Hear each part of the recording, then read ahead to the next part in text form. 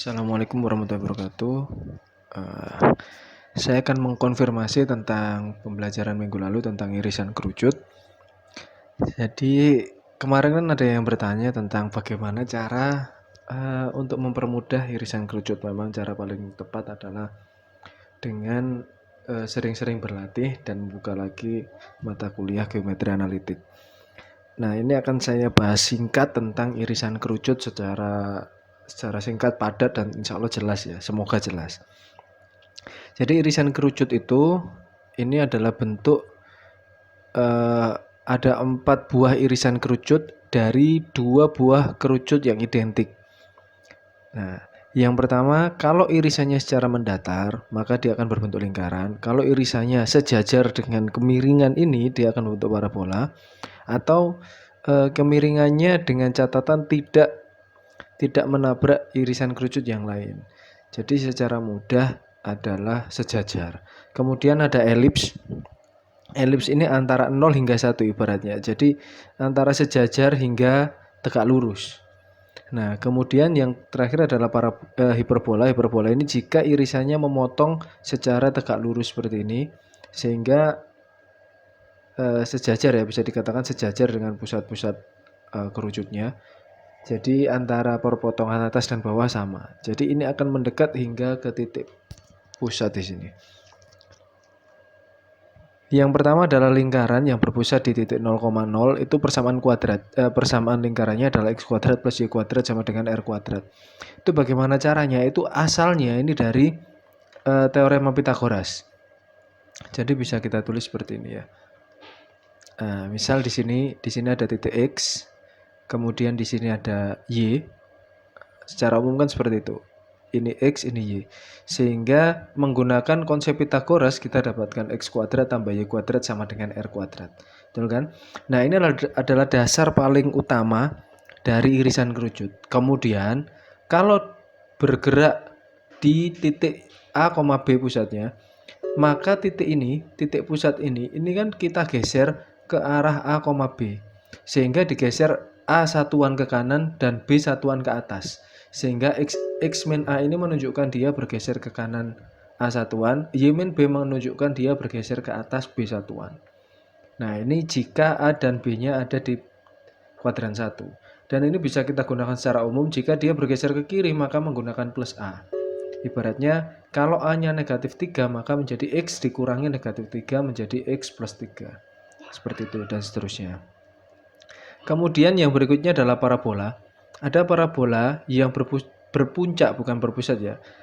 Parabola itu kan menggambarnya seperti ada, kalau di geometri analitik kita temukan titik ini. Titik ini berjarak sama. Jadi saat ini dan ini sama, ini kita susun semua di sini, kemudian ini juga di sini. Nah, ini jaraknya sama semua. Sehingga titik-titik itu akan menjadi sebuah parabola. Persamaannya adalah y kuadrat sama dengan 4bx itu jika dia akan terbuka ke kanan dengan puncak di 0,0. Bagaimana kalau puncaknya di 0,0 tapi dia terbuka ke kiri, maka menjadi y kuadrat sama dengan min 4by. Ya, ini yang menunjukkan dia terbuka ke kiri. Dan hal yang sama akan terjadi untuk parabola yang terbuka ke atas dan terbuka ke bawah.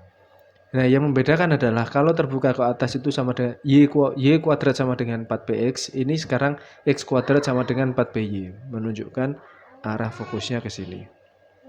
Ini garis direktrisnya ya.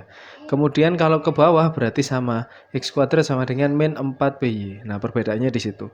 Bagaimana kalau sekarang puncaknya tidak di 0,0? Nah, kalau tidak di 0,0 maka kita tinggal menggeser titik puncak seperti lingkaran tadi. Ini digeser P satuan ke kanan dan Q satuan ke atas, sehingga menjadi X min P, yang ini menjadi Y min Q. Selebihnya sama semua.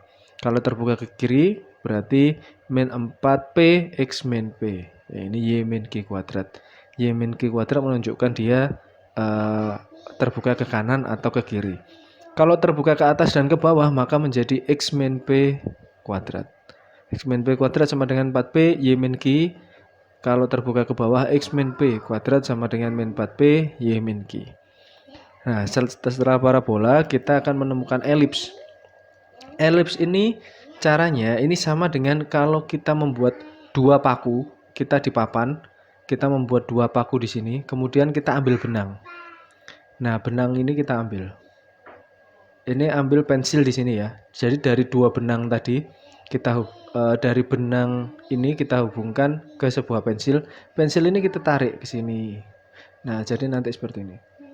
Nah, ini secara analitik ya. Jadi semua garis yang kita buat dengan pensil tadi ini akan menjadikan dia sebuah elips. Nah, titik fokus 1 dan fokus 2 ini sebagai pakunya. Hal yang sama dengan kalau pakunya ada di sumbu Y, maka bentuknya akan menjadi elips seperti ini. Nah, ini kumpulan titik-titik yang tersusun dari benang yang ditarik tadi. Jangan pakai karet karena karet molor ya. Persamaannya X kuadrat per A kuadrat ditambah Y kuadrat per B kuadrat sama dengan 1. Ini A ini adalah sumbu mayor dari main A hingga A. Jadi ibaratnya kalau ini ke sini nilainya A, ini ke sini juga nilai A, maka panjang sumbu mayor adalah 2A. Sedangkan sumbu minor adalah 2B di sini. Nah, gitu. Susah. Oke. Kalau sumbu mayornya ada di sumbu Y, maka garis mayornya ini, titik-titik mayor ini posisinya ada di Y. Sedangkan ini sumbu mayor ada di sumbu X. Paham ya? Mayornya di X dan di Y, ada perbedaan.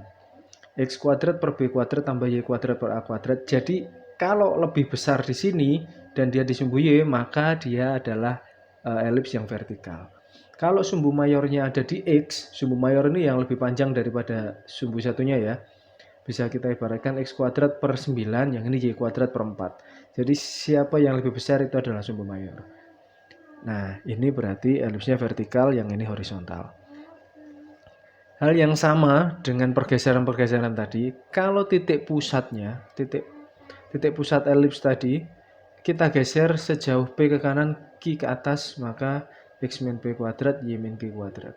Dan kalau sumbu mayornya saya tukar, maka bentuknya akan menjadi sebuah elips yang vertikal. Oh, ini vertikal ya, ganti. Ada salah ketik ini vertikal. Oke. Kemudian yang terakhir adalah irisan kerucut berbentuk hiperbol. Hiperbol ini adalah parabola yang berganda. Jadi ibaratnya parabola kiri dan kanan. Dia ada namanya garis asimtot. Asimtot ini kalau diperpanjang, grafik hiperbola ini sampai kapanpun tidak akan memotong asimtot, hanya sangat mendekati. Jadi dari titik paling jauh semakin dekat, semakin dekat, semakin dekat, tapi tidak pernah bisa berpotongan. Nah, ini yang disebut sebagai hiperbola. Ada di kiri dan di kanan. Persamaan hiperbola ini X kuadrat per A kuadrat min Y kuadrat per B kuadrat. Bedanya dengan elips, kalau elips itu kan bergabung ya.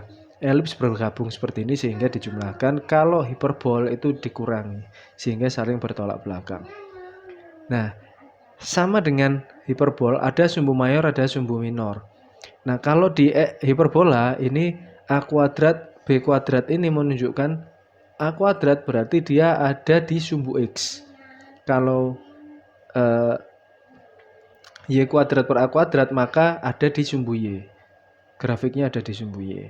Nah, kemudian kalau pusat asimtot ini atau pusat hiperbol ini dipindah, digeser sejauh P dan Q satuan, P ke kanan, Q ke kiri, Q ke atas. Akhirnya menjadi X min P kuadrat per A kuadrat dikurangi Y min Q kuadrat per B kuadrat sama dengan 1. Hal yang sama dengan yang sebelumnya. Kalau ke atas dan ke bawah, maka sumbu mayornya ini ada di Y. Oke, garis mayornya ada sumbu Y. Nah, demikian yang dimaksud dengan irisan kerucut secara singkat, padat, dan semoga jelas. Kalau nggak jelas silahkan nanti ditanyakan, kemudian buka lagi buku geometri analitiknya. Terima kasih, saya akhiri. Wassalamualaikum warahmatullahi wabarakatuh.